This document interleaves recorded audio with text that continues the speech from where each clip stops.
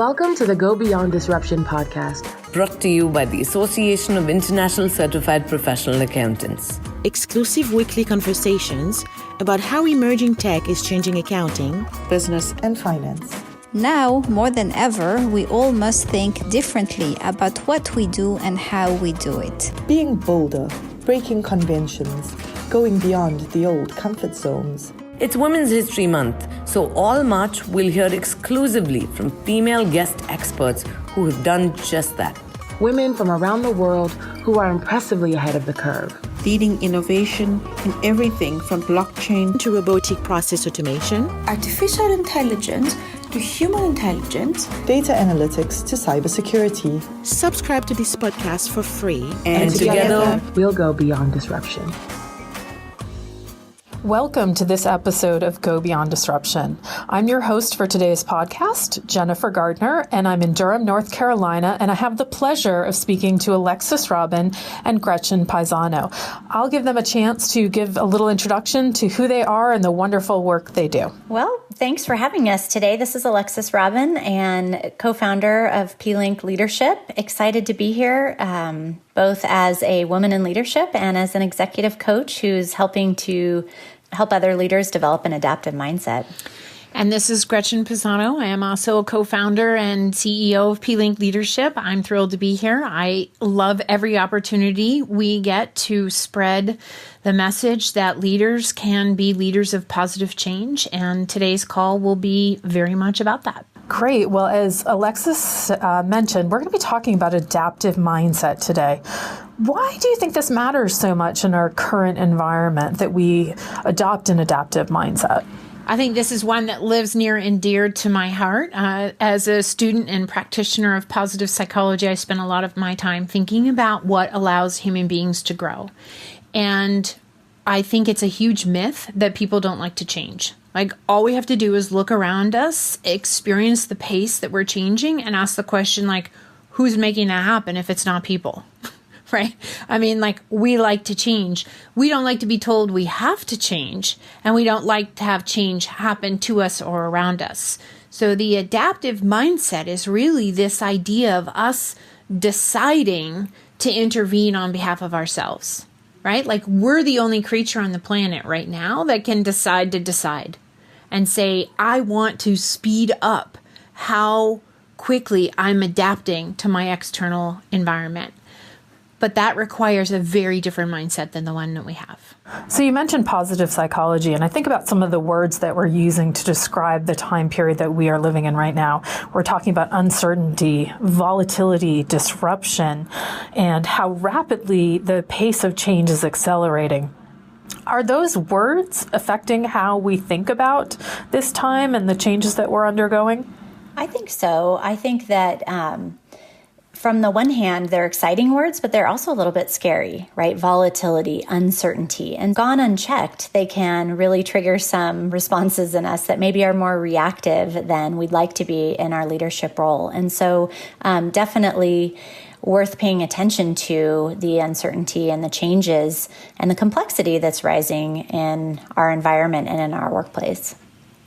I would just ditto what Alexis is saying and make the point that when she said gone unchecked, that's one of the hallmarks of the adaptive mindset, right? Which is that our natural response to words like disruption is one that's primal. It's fear. It's a fear of lack or attack, and people lock down. They get protective. They get protective intellectually. They get protective emotionally. They conserve resources. They don't share information. So this is exactly the point. It's like the conditions are so ripe for us to take these quantum leaps forward, and yet our primal wiring is completely slowing us down. So if we had the optimal adaptive mindset, how would we define and describe that? I think there's quite a few ways to do that, but really it is about being able to change the way that you're thinking about something, being able to get on another side of a challenge that you're operating with. Certainly the practice of inviting other people's insights and opinions and thoughts about things to help you see it from a larger scope. We talk about this idea of complexity of mind, being able to meet the complexity of the world that's outside and that's changing. And as when we're in our own mindset, when we're in a static or a rigid mindset versus an adaptive mindset, we have one way of looking at something. When we're in an adaptive mindset, we really have a lot of ways to look at things, and we're challenging our internal biases, our confirmation bias, our beliefs about things, to ask ourselves, what do I believe about this, and how could I be wrong, and who else should I ask about this, and who might have something to add to it. And so when you're thinking about having that adaptive mindset, you're flexible and you're raising your complexity of mind. Gretchen, what would you add to that? Well, I'm going to go a little woo here, but for your listeners who are thinking about this already, one of the things that we know is that we have two consciousnesses, right? So we have the consciousness that can read a book, and we have the consciousness that can be thinking about what we're reading. We have the consciousness that can drive a car, and the consciousness that can be thinking about what happened in the office that day while you're driving the car. So when we talk about adaptive mindset, it's really learning how to use that second consciousness to coach yourself. That's why mindfulness was the first step in this direction, because mindfulness helps us become aware of the two different consciousnesses, right? Who am I, and how am I thinking and talking to myself, and choose to whether or not we want to engage with that conversation. Well, that's adaptive mindset. That's exactly what Alexis is saying, is like this ability to look at something from a different vantage point isn't just a skill. It's actually the way in which you're using your brain. And adaptive mindset is about training our brain to be more in service to our mind. Instead of just letting it run amok with all its blah, blah, blah, blah, as if it's absolutely speaking the truth. So that is adaptive mindset at its heart. And I would say I'm probably a good 5 to 10 years ahead of how most people in organizations anyway are thinking about how do we want to grow ourselves professionally. But that's what's happening. That's an interesting idea. So I also find part of how I adapt is by taking an active role in change. So I'm a little afraid of the future of work, I'll admit it. And I thought about it and I thought, well, there must be some kind of solution. And that's how I started with human intelligence and thinking about the human skills that we'll use to work alongside the robots. So that's one of the ways that I stepped back and thought about how I pictured the future and how I could adapt to the future. So it is Women's History Month and International Women's Day in March. We're talking about women on the podcast. We're talking to women. What strengths do women bring? How are they naturally wired to have an adaptive mindset? I think that this goes a long way back, Jennifer. I think that when you think about our role in society from the really beginning of written time, is that we were gatherers. We were meant to be gathering food. We were meant to be holding the communities together. Women played very strong roles in terms of that, and often were called on to collaborate in significant ways when their male counterparts were out in the world. And I think there's long remnants of that still show up. So I think women in general seek to create community. That's not to say that men don't. I just think that women have a natural orientation to seeking to create community, to reciprocity style that is more giver than taker, so that the whole system can benefit. I think they're wired to think systems awareness, which is, a big deal these days from an organizational perspective. I think that they are also, so there's a little distinction, I think, to be made between creating community and collaboration. I mean, they can't go hand in hand, but creating community lasts a long time after any given task is completed. So I would say those are the main things that come top of mind for me. Alexis, what would you add? I love the story of Rosie the Riveter. I think she's the ultimate in the adaptive mindset, right? So you think about World War II, women were mostly homemakers, taking care of children, raising children, and then there was this need to develop and to work in the factories and produce ammunitions and such, and women stepped into that role, and I think that was a really interesting adaptive mindset in that case. I also think women are very nurturing, and in that space can create a bit of psychological safety by creating a space where people feel open to share ideas and more comfortable to share ideas. And so when you're trying to solve an adaptive challenge or something that hasn't been solved before, and you need to bring in different points of view, being able to create a safe, nurturing space where people can share things are very much is a quality that helps to grow adaptive mindset in others. Mm-hmm. I think it's awesome the way you can look at women by the decade. I think Rosie the Riveter is absolutely like a place you can peg. And I think you can look like each 10-year increment and see how women were dramatically changing, how their clothes were changing, how what they were talking about was changing, how they were showing up in their social circles. So it's a story of adaptation and transformation. And I think many of us women also have personal stories of adaptation. A personal story for me is about 7 years ago, I became a single mom and I had to go back to work after primarily staying home with my kids. And I had to adapt our lifestyle tremendously in the way that I thought about my role as a mother, to switch from being home with them to being out working and balancing these schedules that seemed insurmountable. But somehow I adapted and have learned to make it all work. Some weeks it works better than others. This week has not been the greatest, but it's almost like a constant, right? And the kids grow up and they change, and so the schedules change, their needs change. So I think you're right that in a way we are naturally wired as women to take on these kind of challenges. Yeah, I think anyone who's ever parented young children through summer schedules when there's no school and camps are all different times and you're trying to figure it out and no one summer works for the next summer ever, knows what that feels like. I got to figure this out all again. Yeah. And many of us are also becoming caretakers for our parents now. So, even if you're not necessarily, a woman who has children, you may be in a caretaking role.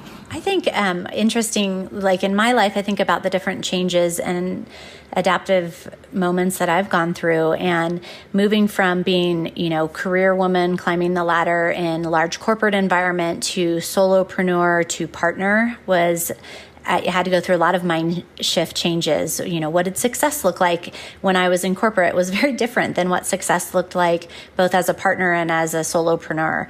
And so being able to challenge myself to grow along that continuum has been a really interesting adaptation.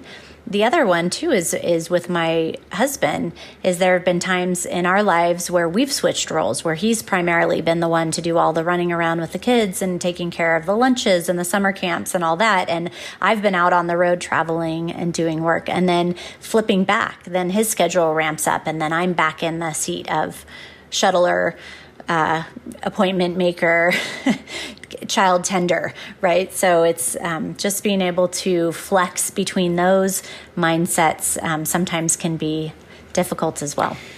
I can relate to both of the stories, both of your stories in terms of the single mom transition, the parenting transition, the sharing the roles. One of the things I think about has helped me the most during periods of time where I'm being called on to adapt, right? Because my external circumstances have changed, which is different, right, than when we're doing it to ourselves, is I have to notice in my mind where I have something as an or that could be an and, right? So I early in my life, I had a belief that I could have a happy family life or I could be a successful professional woman. And getting myself to the place where I could recognize that that's an and, that starts with writing it the first time, right? I can do what I love and make a great living. You write that and you feel that in your body and I can. Then you have to practice it to make it real. And I think from my experience, both with myself and with my clients, that noticing where you're telling yourself that you have an or, a choice, right? Like I can either create the life that I want, or I can build wealth, or I can either experience personal fulfillment or be professionally challenged. You know, we paint ourselves into corners with those or statements. So you got to find them and then rewrite it with a big and in the middle of that, and then feel what that feels like when you believe it. And then you start doing things in the world that make it true. I love that. I think if I had viewed going back to work a little differently, maybe it wouldn't have been as challenging for me. Maybe I'd needed that and statement. So that brings me to my next question. How do we as women get in our own ways? Like, how do we make it harder for ourselves to have that adaptive mindset? I think this comes down to belief systems and what we call the inner game, taken from the leadership circle profile. This idea that how we believe in ourselves, the stories we tell, really affect our ability to adapt. So Gretchen just gave us a great example of the story we tell of I can either be this or that. I can be a successful executive woman, or I can be the head of the PTA and this really great mom that makes amazing cupcakes, right? Like I can do one. I want to do both, right? I want to have amazing cupcakes and be kick butt woman in the executive world. So understanding the stories that we tell are one way that we can get in our way if we're telling stories that don't support us, that paint us into a corner, as she just said. Also, belief in our own abilities and some of the old stories that we carry with us from decades past. You know, we talked about how women are changing like every 10 years, but sometimes we're operating from a story that was generated in the 60s of what a woman at work should look like. I remember starting my job with Marriott years ago, and it was like pantsuits all the time. Like that was it, right? Like I wanted to look as much like a man as possible so I could fit in. Now it's totally different. So I think we get in our way by painting, by adopting old stories, by adopting old belief systems that don't support an adaptive mindset. So we're thinking about women and women in the workplace. Are there any things that you would want to tell women or advice you would give them to either become better at adaptive mindset or change that self-talk? Maybe that's two questions. Why don't we start with the adaptive mindset, and then let's talk about how we might change some of our self-talk, because I think that'd be a really nice note to leave our audience on. So I think it's a recap, right? Which is that foster an adaptive mindset in yourself, which basically means you're interested in becoming better suited to your environment.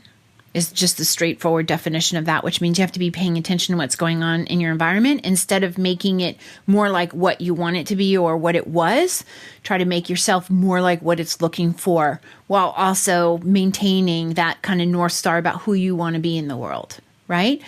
Number two would be to really challenge your beliefs and get in there and look at what are you dragging forward because you think somebody told you this is the way that you're supposed to be. And a really good indicator of that is guilt. Frankly, I think guilt is a totally useless emotion other than waving a red flag that says, hey, pay attention to me, right? So guilt says I did something bad. That's the definition of it, versus shame, which is I am something bad. So if you're feeling guilty about something, then notice it and figure out what you'd have to change to still be in alignment with your core values about who you want to be in the world, and addressing the needs that it's asking you for, as opposed to just dragging around the guilt with you, which is just a total erosion of all of your fuel. Definitely. I think questioning the belief system is huge. If as we move on to the second question, you said, how do we challenge those beliefs? How do we start thinking differently? And one of my favorite questions that was shared by one of our other pLink leadership coaches, Renee Sievert, she says, what do I believe about this and how could I be wrong? And that's just a great question. I mean, I started asking myself that question this year. Anytime I hit resistance, I hit guilt, I hit anything, I thought, well, okay, well, slow down. Like, what do I believe about this and how could I be wrong?